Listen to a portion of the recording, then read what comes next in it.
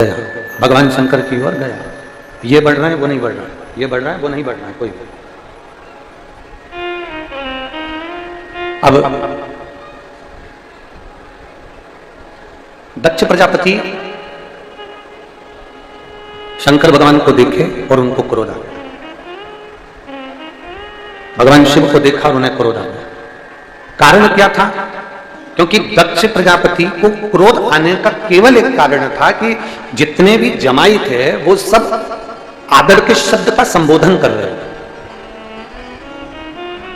पर मेरे शंकर भगवान को तो आडंबर आता ही नहीं। मेरे भगवान भोलेनाथ जी को आडंबर प्रिय है, मेरे शिव जी तो आडंबर से दूर है। मेरे शंकर भगवान को तो आडंबर आता ही, उनको दिखावा आता ही नहीं। मेरे शिव जी को कोई आडंबर नहीं आता, उनको कोई दिखावा नहीं आता। मेरे शंकर भगवान को कोई आडंबर नहीं आता, ना उनको दिखावा आता, ना वो देखते हैं आडंबर। दक्ष प्रजापति की कई कन्याओं का विवाह हुआ और कई जमाई उस सभा के अंदर बैठे हुए हैं, कई जमाई उस सभा के अंतर्गत विराजमान, और जितने दामाद जितने जमाई उस सभा के अंदर बैठे हुए हैं, जितने दामाद उस सभा में बैठे हैं, सब दक्ष प्रजापति का गुणगान कर रहे हैं, दक्ष प्रजापति का बखान कर रहे हैं। सब सारे के सारे दक्ष प्रजापति का गुणगान में लगे, पर शंकर भगवान उस गुणगान में नहीं लगे, शिव जी उस गुणगान में नहीं लगे। शंकर भगवान आडंबर से दूर रहे, शिव जी आडंबर से बहुत दूर है, मेरे भोलेनाथ दिखावे से बहुत दूर है। और जब मेरे भोलेनाथ दिखावे से दूर हैं, आडंबर से दूर हैं, तो दक्ष प्रजापति को लगा कि इसने तो मेरा गुणगान किया ही नहीं। दक्ष प्रजापति को लगा इसने मेरा गुणगान नहीं किया, दक्ष प्रजापति को लगा इसने मेरा गुणगान नहीं किया, इसने मेरा बखान नहीं किया। नहीं किया तो क्रोध आया, जब गुणगान नहीं करा तब क्रोध आया। क्रोध इस बात के लिए नहीं आया कि शिव जी ने प्रणाम नहीं करा, शंकर भगवान ने नमन नहीं करा, शिव जी प्रणाम नहीं कर रहे हैं, शंकर भगवान नमन नहीं कर रहे हैं, शंकर भगवान प्रणाम नहीं कर रहे हैं। प्रणाम नहीं करा उसका भाव नहीं, प्रणाम यहां गुणगान नहीं करा, यहां बोला नहीं है। ये तो धर्म की जगह है, शिवमहापुराण की कथा हो रही है, धर्म का स्थान। यहां भगवान शंकर की अविरल कथा चल रही है, इसको तुम छोड़ दो। आप किसी राजनीतिक मंच पर जाइए या किसी सामाजिक मंच पर जाइए। अब यहां जितने बैठे हैं, मान लो कोई ब्राह्मण बैठा है, कोई क्षत्रिय बैठा है, कोई वैश्य बैठा है, कोई शूद्र बैठा है, या कोई अन्य समाज का बैठा हुआ है, कोई अन्य समाज का बैठा हुआ है, और उसके समाज का कोई कार्यक्रम है, उसके समाज का कोई कार्यक्रम, या फिर कोई राजनीतिक कार्यक्रम है, सबके नाम बोले गए, सबके। और समाज में से अगर मान लो किसी एक या दो व्यक्ति का नाम भूल गए, और एक दो व्यक्ति का अगर नाम भूल गए, तो भूलते से ही सबसे ज्यादा रुष्ट होकर वो बैठ जाएगा और पूरी समाज में वो सभी से अलग सा व्यवहार करेगा। राजनीतिक मंच हो, राजनीतिक मंच के अंतर्गत सबका नाम लिया जाए और किसी मंच पर बैठे हुए कोई व्यक्ति हो या मंच के सम्मुख में बैठा हुआ कोई व्यक्ति हो और उसका नाम उच्चारण नहीं आए, उसका स्मरण नहीं आए, और मान लो उसका नाम आया ही नहीं, तो फिर भले वापिस क्रोध उत्पन्न हो जाए। दक्ष प्रजापति के यहां सबसे बड़ी तकलीफ इस बात की थी कि भगवान शंकर प्रणाम नहीं करे, इस बात का दक्ष प्रजापति को भेद नहीं है। दक्ष प्रजापति के मन में जो बात कचूटी गई, दक्ष प्रजापति के हृदय में जो बात कचूटी गई, वो बात केवल इतनी सी है कि शंकर गुणगान नहीं करता, शिव गुणगान नहीं। क्रोध आ गया, अपार क्रोध, अपार। और इतना क्रोध आया, इतना क्रोध आया, खड़े हो गए दक्ष प्रजापति सभा में। क्रोध के मारे जब सभा में खड़े हुए, और सभा में खड़े होकर उन्होंने अपशब्द कहना प्रारंभ कर दिया, आड़ा टेढ़ा संवाद कहना प्रारंभ कर दिया। क्रोध में खड़े होकर जो उन्होंने अपशब्द कहना प्रारंभ करा, आड़े टेढ़े शब्द कहना प्रारंभ करे, अपशब्द कहना प्रारंभ करे, शंकर जी को श्राप दे दिया, शिव मैं तुझे श्राप देता हूं कि तू शमशान में निवास करेगा, शमशान का। एक गुणगान नहीं करा, एक थोड़ा सा शब्द नहीं कहा, तो क्रोध आ गया। थोड़ा सा गुणगान नहीं करा तो क्रोध आ गया। शिव महापुराण की कथा कह रही है, भगवान शंकर का संवाद कर रहा है, शिव तत्व कह रहा है। बहुत सुंदर बात शिव महापुराण की कथा कह रही है। किसी मंच पर, किसी स्थान पर आपका नाम आए ना आए चलेगा, पर किसी धर्म की जगह हो जहां पर भगवान का दक्ष प्रजापति के यहाँ जो यज्ञ की तैयारी चल रही है, दक्ष प्रजापति के यहाँ अनुष्ठान की तैयारी चल रही है, दक्ष प्रजापति के यहाँ एक यज्ञ होने वाला है, उसकी मीटिंग रखी गई,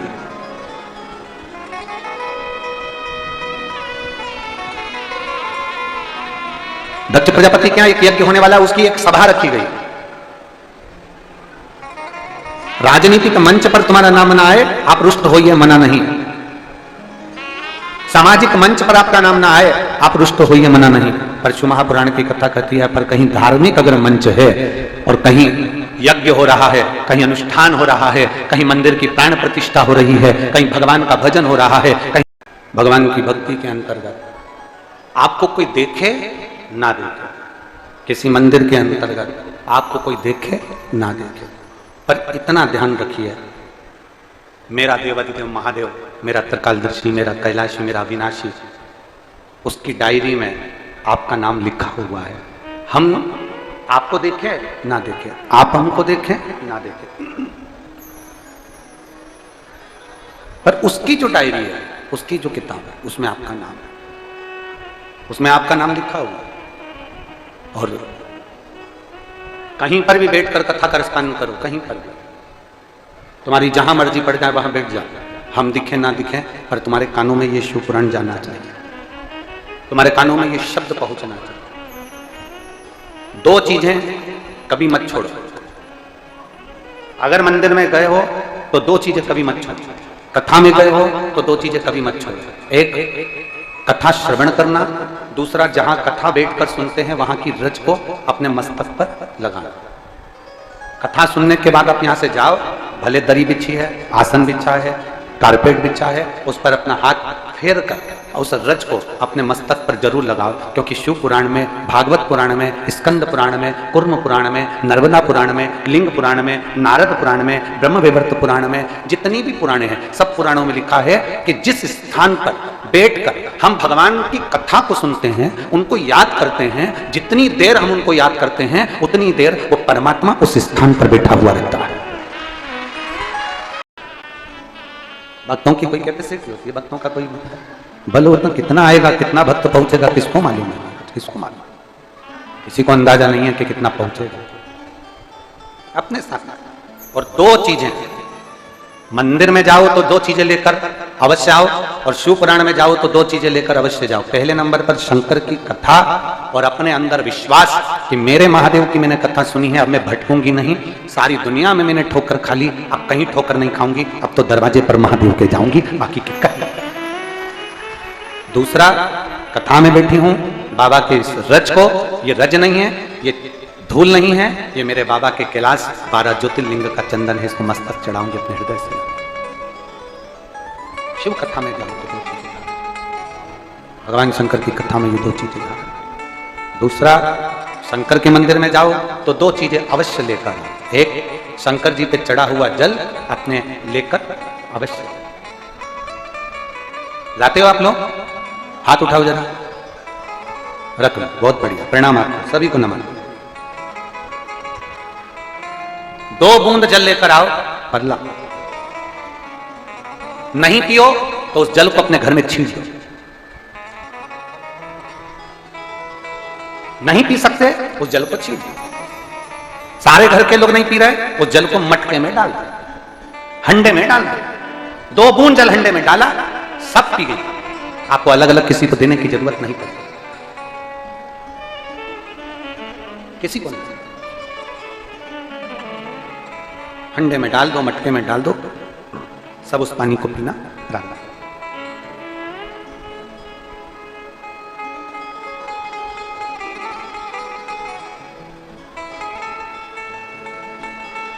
उस जल के महत्व को जो जान गया, एक पत्र है,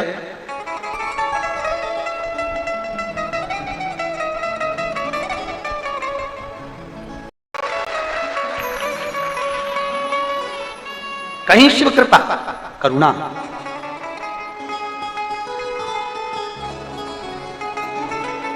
एक बार माता उमा ने भगवान महेश से एक प्रश्न किया। शंकर भगवान का एक रूप था भगवान महेश, और माता उमा के साथ उनका जो हम उमा महेश भगवान की जय बोलते हैं उसका स्मरण उसमें किया गया।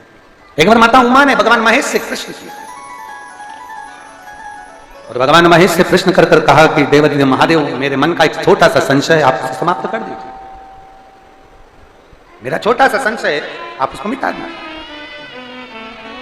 भगवान महेश ने, भगवान शंकर ने उमा से कहा, पूछो तुम्हारा संशय क्या है,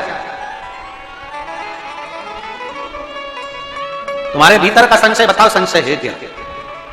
उमा ने कहा, मृत्यु लोक में जन्म लेने वाला मनुष्य अपने कर्म का भोग भोगता है देवाधिदेव महादेव, अपने कर्म का भोग संसार में जन्म लेने वाला मनुष्य भोगता है। पर मान लो, उमा कह रही है भगवान महेश से, मान उसकी किस्मत में सुख लिखा ही नहीं है, उसके भाग्य में अच्छा लिखा ही नहीं है, उसके भाग्य में सुख है ही नहीं, उसको पूरी जिंदगी अपशब्द ही मिलना, उसको पूरी जिंदगी आड़ा टेढ़ा ही मिलना, उसको पूरी जिंदगी दुख ही, उसको पूरी जिंदगी दुख ही दुख मिलना। मान लो उसकी किस्मत में तकलीफ ही तकलीफ लिखी है, दुख ही दुख लिखा है, कष्ट ही कष्ट लिखा है, और मानव देह उसको मिली है, तो वो जीव क्या करे? ये माता उमा महेश भगवान से करेगी, भगवान शिव से। आप लोगों ने उमा महेश की कथा अपने जीवन में धारण करी कि नहीं करी वो हमको नहीं स्मरण है, पर एक बात का स्मरण करिएगा, ये जो कथा चल रही है ये गौरी शंकर चल रही है। इसके बाद में जो अमलेश्वर में कथा है वो कौन सी है? समर्पण शिव महापुराण कथा। उस समर्पण शिव महापुराण की कथा जब 2 तारीख को विराम हो जाएगी, तब उसके बाद में जो कथा 6 जून को प्रारंभ होगी सोलापुर महाराष्ट्र में, उस कथा का नाम रहेगा उमा महेश शिव महापुराण की कथा। उसको जरूर सुनो। सोलापुर में जो 6 जून से कथा होगी उसका नाम उमा महेश शिव महापुराण, उसको सुनना, श्रवण करना, उसको धारण करना है। उसमें इतने प्रश्न माता उमा ने भगवान महेश से करे हैं, और महेश भगवान शंकर उसका हर प्रश्न का उत्तर दे रहा है। भगवान महेश भगवान शंकर हर प्रश्न का। बाबा भोलेनाथ जी से कहा माता उमा ने, भगवान शिव जी से महेश भगवान से, भगवान शंकर से करेंगे, बाबा भोलेनाथ जी बताओ, संसार में जन्म लेने वाले व्यक्ति के जीवन में उसके भाग्य में अगर सुख नहीं है, उसके भाग्य में खुशियां नहीं है, उसके भाग्य में कोई अच्छा है ही नहीं, तो वो जीव क्या करेगा? वो जीव क्या करेगा? भगवान शंकर कह रहे हैं, पार्वती, संसार में जन्म लेने वाला मनुष्य अगर उसके भाग्य में सुख नहीं, उसके भाग्य में अगर खुशियां नहीं है, उसके भाग्य में अगर सुख नहीं है, उसके भाग्य में अगर अच्छा नहीं है, पत्रिका दिखा ली सुख नहीं है, कार्य कर कर देख लिया सुख नहीं है, तकलीफ उसकी जिंदगी में चल ही चल रही है, तो भगवान शंकर कहते हैं, भगवान महेश कहते हैं, उमा, उस मनुष्य को दूसरे का अच्छा करना प्रारंभ कर देना चाहिए, तो उसकी अच्छाई अपने आप सामने आना प्रारंभ। फिर वही शब्द आ गया, अरे मत बुरे कर्म कर बंदे वरना पछताएगा, भगवान की आंखों से बच नहीं पाएगा, तू बच नहीं पाएगा, अरे ओ अज्ञानी मत कर, तू अच्छा कर्म कर। नहीं है तेरे भाग्य में सुख, तेरे भाग्य में अच्छा नहीं लिखा है ना, तो अच्छा कर्म कर।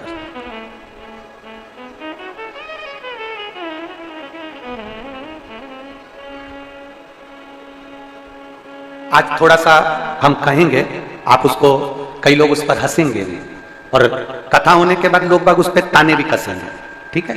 क्या ऐसा हो सकता है? हम कहेंगे और इसके बाद दुनिया के लोग वैसे भी हमको टोटका वाला महाराज कहते हैं, तो लोग तो कहने भी रहेंगे। तो और ये तो हमारा प्रमोशन है कि अभी तक पंडित प्रदीप मिश्रा से अब टोटका आचार्य होगा, आचार्य का भी तो प्रमोशन होता है।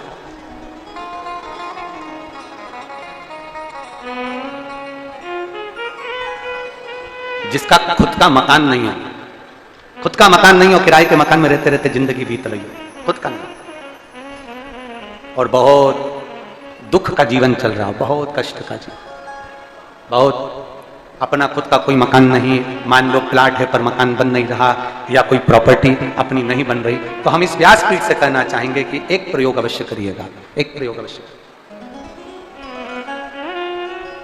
अपने आसपास के 5-6 बेलपत्र के वृक्ष देख लीजिए, अपने आसपास के नजदीक के 5-6 बेलपत्र के बड़े बड़े वृक्ष देख लो, या छोटे वृक्ष देख लो, उन 5-6 वृक्ष को धीरे धीरे उनकी सेवा करना प्रारंभ करो, उन वृक्षों को बड़ा करना प्रारंभ करो, उन वृक्ष के नीचे सफाई करना प्रारंभ करो, उन वृक्ष को जल देना प्रारंभ करो, उन वृक्ष को आप खाद देना प्रारंभ करो, उन वृक्ष की सेवा संभाल करना प्रारंभ कर दो, उस वृक्ष के नीचे बुआरी काटना प्रारंभ कर दो, झाड़ू लगाना प्रारंभ कर दो, उस वृक्ष के नीचे सफाई करना प्रारंभ कर दो। उस बेलपत्री के 5, 6, 7 वृक्ष को आप गोद ले लो। गोद लेना मतलब मैं इसकी सेवा करूंगा, मैं इसमें जल दूंगा, मैं इसकी खाद दूंगा, मैं इसकी सेवा करूंगा, कुछ मत करो, बस केवल इस शरीर से उस बेलपत्र के वृक्ष की सेवा करना रोज प्रारंभ कर दो। 6 महीना इंतजार करना और 6 महीना लगातार सेवा करना, 7वां महीना आपका और हमारा, और बताना कि भोलेनाथ ने प्रॉपर्टी दिलाई कि नहीं दिलाई और आगे बढ़ाया।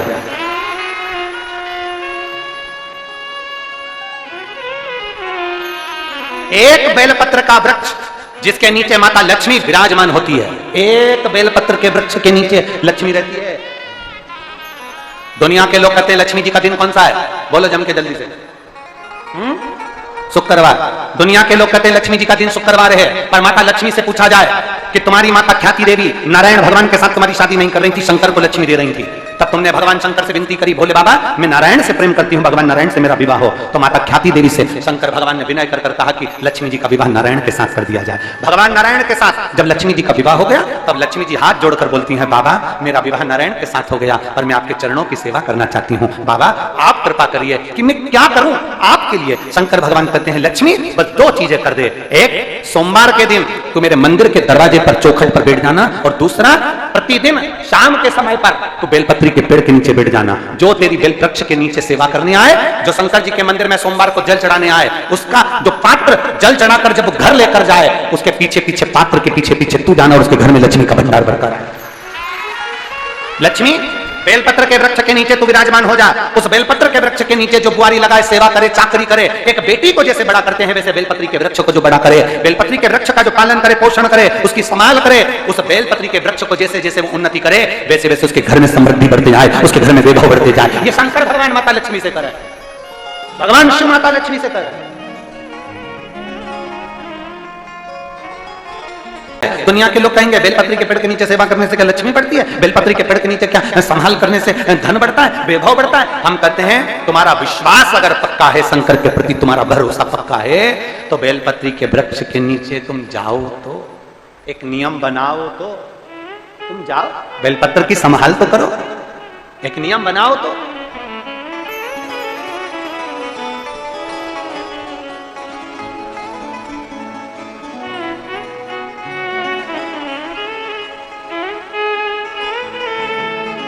जब हम एक नियम बनाएंगे तो वो सुनेगा, वो धारण करेगा।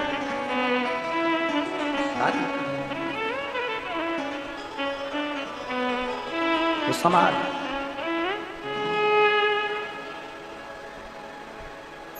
शिव हमसे दूर नहीं है, शंकर हमसे दूर नहीं है, केवल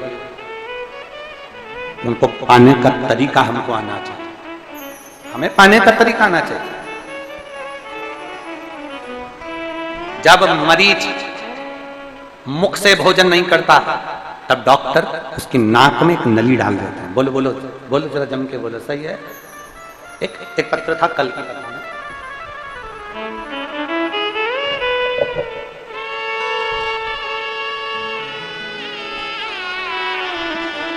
पंडाल के बाहर, पेड़ों के नीचे, गाड़ियों के नीचे, ट्रैक्टरों के आसपास जितने बैठे हो, भोले बाबा से ये विनय कर कर जाना, प्रार्थना कर कर जाना, बाबा कृपा करना। और मैं विश्वास के साथ बाबा से ये कहकर जाना, बाबा मैं दिल से कथा सुन रही हूं, मेरी कृपा ऐसी करना कि अभी जो 27 तारीख से कथा हो ना, उसमें मेरा भी एक पत्र इस व्यासपीठ पर पहुंचे, ऐसी करुणा जरूर, ऐसी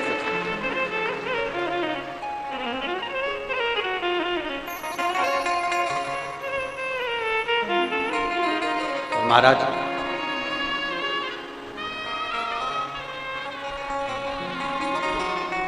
अपने भीतर एक बात उतार लो, कथा में जाओ तो 2 चीजें लेकर जाना है। कौन कौन सी? जम के बोलो। पहली, कथा श्रवण करें, विश्वास उत्पन्न करें कि अब मैं भटकूंगी नहीं, अब मैं कहीं भटकूंगा नहीं, 10 दरवाजे पर मैं नहीं जाऊंगा, मैं शंकर के दरवाजे पर जब मुझे दुख आया, तकलीफ आया, तो मैं भोलेनाथ जी के पास, मैं कहीं नहीं जाऊंगा। दूसरा, जिस भूमि पर बैठकर कथा सुनो उसकी रज को अपने मस्तक पर थोड़ा सा लगाकर अवश्य जाओ, तो जीवन का एक आनंद है। और शंकर के मंदिर में जाओ तो दो चीजें अवश्य लेकर आओ। पहला, शंकर जी पे चढ़ा हुआ, जम के बोलो, जल अवश्य लेकर आओ, क्योंकि जब तुम जल लेकर आते हो, पात्र लेकर आते हो, तो मेरा महादेव लक्ष्मी जी को तुम्हारे पीछे पीछे तुम्हारे घर तक भेज देगा। और दूसरे नंबर पर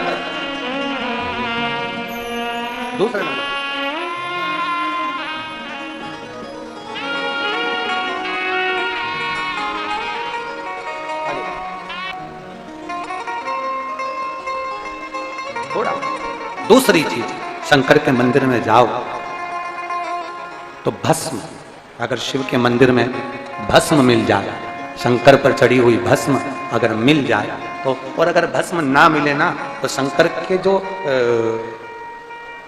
शंकर भगवान का जो शिवलिंग है, शिवलिंग के आसपास में जो जलाधारी है, यहां अगर भस्म ना मिले तो इस जलाधारी पर अपना हाथ स्पर्श कर कर अपने तन पर उसको लगाकर जरूर आओ।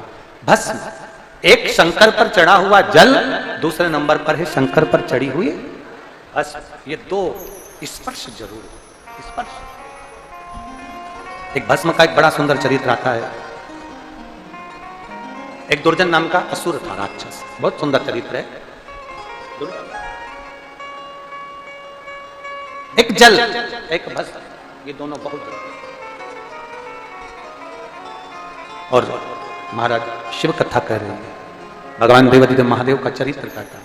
विश्वास के साथ में जब हम कुछ भी धारण करते हैं तो शंकर उसको स्वीकार जरूर, शिव उसको स्वीकार। और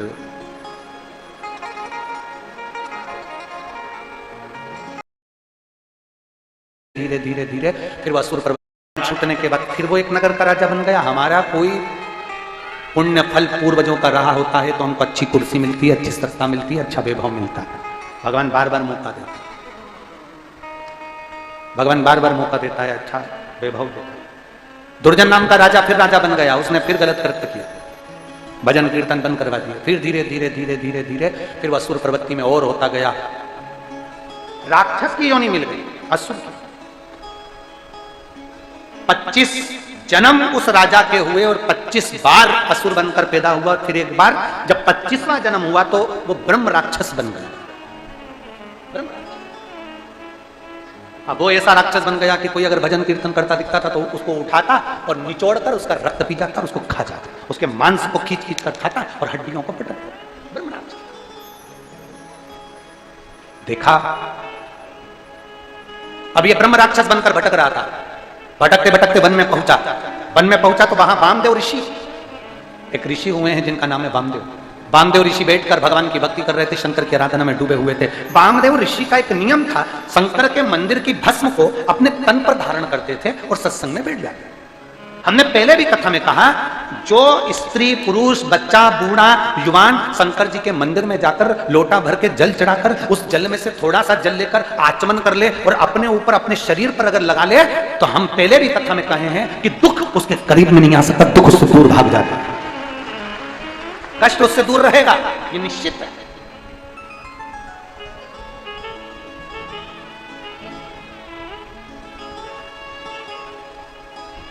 अब वह ब्रह्म राक्षस वामदेव ऋषि को खाने के लिए गया। वामदेव ऋषि के शरीर पर शंकर जी पे चढ़ी हुई भस्म लगी हुई थी और इसने सोचा मेरे को भोजन मिला है। इसने वामदेव ऋषि के हाथ का मात्र पकड़कर स्पर्श किया, खाने के लिए उसको उठाया, खाने के लिए। और जैसे ही उठाया उतनी देर में हाथ की भस्म उस ब्रह्म राक्षस के शरीर पर थोड़ा सा स्पर्श कर गई। स्पर्श करते से वो ब्रह्म राक्षस राक्षस की योनि से छूट गया, असुर योनि, असुर योनि से छूट। भगवान वामदेव ऋषि के चरणों में पड़ गया और वामदेव ऋषि से कहते हैं महाराज आज मेरी असुर की योनि छूट गई। वामदेव जी ने पूछा ये कैसे हो सकता है? उसने कहा कौन थे तुम? तो कहा मैं दुर्जन नाम का राजा था, असुर प्रवृत्ति का था, मेरी प्रवृत्ति अच्छी नहीं थी, मैं लोगों को कष्ट दिया करता था, इसलिए मैं असुर बन गया था, राक्षस बन गया था। राक्षस तो बन गया था पर मैंने किसी एक ब्राह्मण के मुख से सुना था अगर किसी के शरीर पर भगवान शंकर की भस्म रमी होगी और वो भस्म लगा हुआ शरीर तुझको स्पर्श कर जाएगा तो तू राक्षस की योनि से, असुर की योनि से छूटा, और असुर योनि से, राक्षस की योनि से मैं छूटा। कि मेरे ऊपर भगवान देवाधिदेव महादेव की कृपा हो, शिव की कृपा हो, शंकर की करुणा हो, ये उनकी उदारता हो, ये उनकी दया हो।